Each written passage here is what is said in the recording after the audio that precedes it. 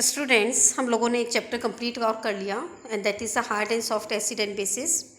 उसके questions answers का pattern भी मैंने आपको बताया है कि किस तरह से बड़े क्वेश्चंस आएंगे और छोटे क्वेश्चंस आएंगे और किस तरह से हमें उसको एक्सप्लेन करना है।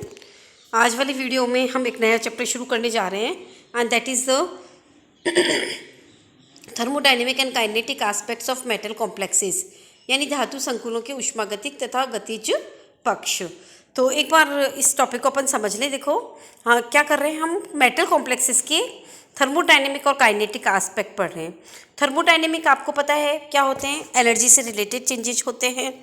इसका मतलब कि किस तरह से ऊर्जा का परिवर्तन हो रहा है, या किसी कॉम्प्लेक्स के बनने में अगर एनर्जी निकल रही है तो हम कहेंगे कि क्या है, कि वो स्टेबल है। और अगर किसी कॉम्प्लेक्स के बनने पर एनर्जी देनी पड़ रही है तो वो अनस्टेबल है। तो this is the thermodynamic aspects कि क्या वो स्टेबल है कि अनस्टेबल है। दूसरी बात ये है कि जब हम किसी कॉम्प्लेक्स के किसी दूसरे लिगेंड से रिएक्शन करवाते हैं तो उसका जो काइनेटिक्स है वो क्या है, यानी रिएक्शन क्या फास्ट हो रही है या स्लो हो रही है, या उसको क्या उन कौन से फैक्टर्स अफेक्ट कर रहे हैं, और अगर जो रिएक्शन है तो उसका मैकेनिज्म किस तरह का है, राइट। तो टॉपिक आप समझने की कोशिश करें। In this topic we will be dealing with the stability of the complexes and the stability constant. साथ साथ हम पढ़ेंगे rate and mechanism of the reactions of complexes, right. अगर आप एक सिलेबस पे एक आउटलाइन अगर अपन डालें तो the point which is mentioned in your syllabus is a brief outline of the thermodynamic stability of the complexes, यानी धातु संकुलों के ऊष्मा गतिक स्थायित्व की संक्षिप्त रूपरेखा। एंड फैक्टर्स अफेक्टिंग स्टेबिलिटी, स्थायित्व को प्रभावित करने वाले कारक। Then the next point is substitution reaction of square planar complexes, यानी वर्गाकार समतलीय संकुलों की प्रतिस्थापन अभिक्रियाएं, है ना। तो एक एक करके अपन आगे पढ़ेंगे। सबसे पहले जो आपका आ रहा है वो है थर्मोडाइनमिक स्टेबिलिटी के बारे में। तो सबसे पहला पॉइंट अपन ये लिखेंगे कि what is the definition of the stability. स्थायित्व शब्द का क्या मतलब है, राइट। स्थायित्व शब्द को आप दो तरह से डिफाइन कर सकते हैं। एक होती है थर्मोडाइनमिक स्टेबिलिटी, यानी कि ऊष्मागतिक स्थायित्व, और दूसरी होती है काइनेटिक स्टेबिलिटी, यानी कि गतिज स्थायित्व, है ना। तो जो थर्मोडाइनमिक स्टेबिलिटी है उससे हमारा जो मैटर है वो ये रहता है कि कोई भी जो कॉम्प्लेक्स बन रहा है, ध्यान से सुनिएगा, अगर उसके बनने में ऊर्जा निकल रही है तो हम क्या कहेंगे कि वो स्थायी है और बनेगा, है ना।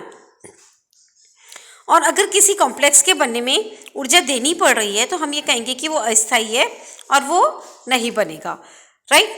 तो here we are concern with the enthalpy of the reaction. हम जो रिएक्शन है उसकी एंथैल्पी से अभिप्राय रखते हैं कि उसके बनने में डेल एच जो है वो पॉजिटिव आ रहा है या नेगेटिव आ रहा है। अगर डेल एच का मान पॉजिटिव होता है तो वो स्टेबल नहीं है, और अगर डेल एच का मान नेगेटिव है तो कॉम्प्लेक्स स्टेबल है। So in thermodynamic sense we say that a complex is either stable और अनस्टेबल, कि संकुल या तो स्थायी होगा या अस्थायी होगा, right. In thermodynamic sense here we are concerned with the stability constant of the equation and also the energy of metal ligand bond, है ना।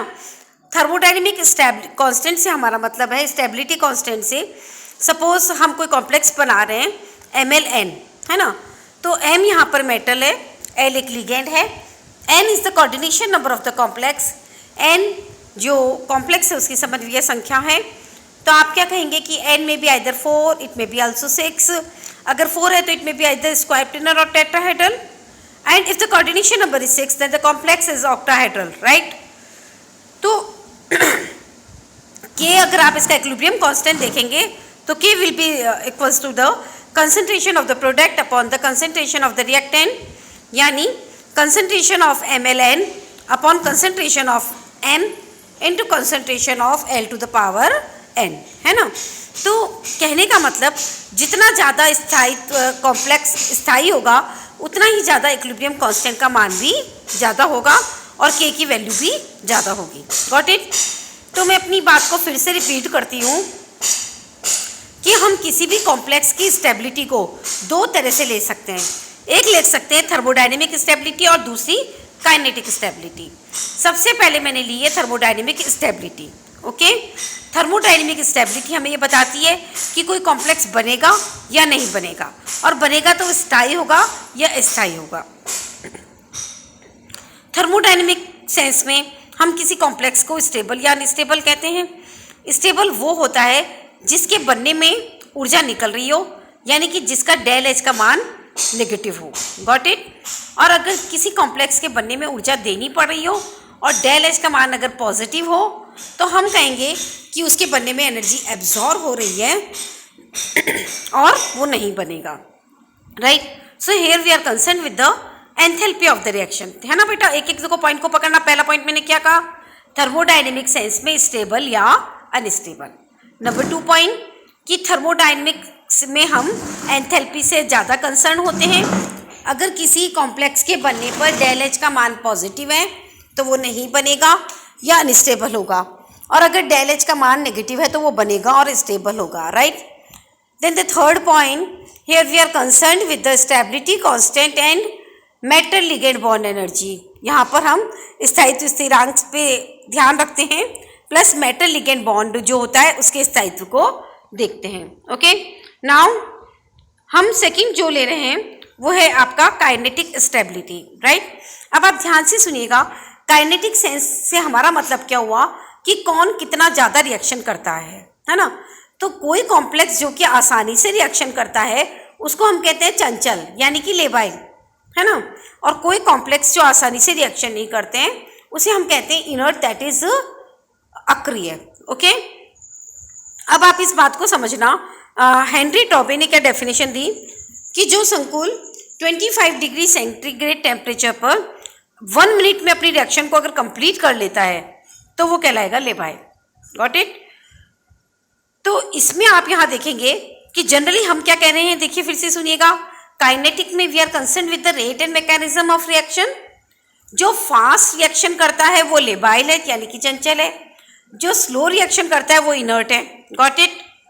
तो अब हमारे पास में ये पॉइंट आता है सबसे कि जो थर्मोडायनेमिकली स्टेबल कंपाउंड है क्या वो इनर्ट होगा या लेबाइल। तो ध्यान से सुनिएगा, जिसे हम कह रहे हैं थर्मोडायनेमिकली स्टेबल, क्या कहा हमने, ऊष्मागतिक रूप से स्थायी। तो जरूरी नहीं कि वो इनर्ट हो, it may also be labile, वो चंचल भी हो सकता है। राइट। और इसी तरह से जिसे हमने थर्मोडायनेमिकली अनस्टेबल कहा, इसका मतलब क्या लगता है कि वो लेबाइल होगा, लेकिन ऐसा नहीं है, वो इनर्ट भी हो सकता है। Got it. तो इसमें आप यहाँ देखेंगे कि हेयर इन काइनेटिक स्टेबिलिटी आप जिस चीज को महत्व दे रहे हो वो है activation energy of the reaction, यानी अभिक्रिया की सक्रियण ऊर्जा। अगर किसी अभिक्रिया की एक्टिवेशन एनर्जी कम है तो हम कहेंगे वो फास्ट रिएक्शन करेगा, और किसी रिएक्शन की एक्टिवेशन एनर्जी ज़्यादा है तो हम कहेंगे कि वो स्लो रिएक्शन करेगा। Got it. और यहाँ पर आप जो देखेंगे वो ये है कि जो काइनेटिक सेंस में अगर हम किसी कॉम्प्लेक्स को स्टेबल कहते हैं, इनर्ट कहते हैं, तो इसका मतलब नहीं कि वो स्टेबल हो, वो अनस्टेबल भी हो सकता है। इसका मैं आपको बहुत ही अच्छा सा एग्जांपल दे रही हूँ, आप देखिएगा। This is the example of this cobalt complex. आप देखिएगा नंबर 1 एग्जांपल, 5 अमोनिया लगे हुए हैं, कोबाल्ट 3 ऑक्सीडेशन स्टेट में है।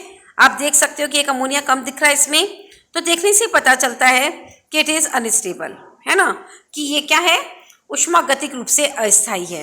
राइट। लेकिन आप क्या देखेंगे, ये ऊष्मागतिक रूप से अस्थायी होते हुए भी ये क्या होता है, अम्लीय विलयन में महीनों तक अपरिवर्तित रहता है।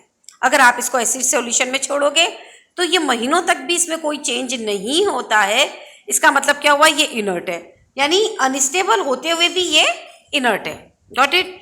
इसी तरह से आप ये दूसरा एग्जांपल लें।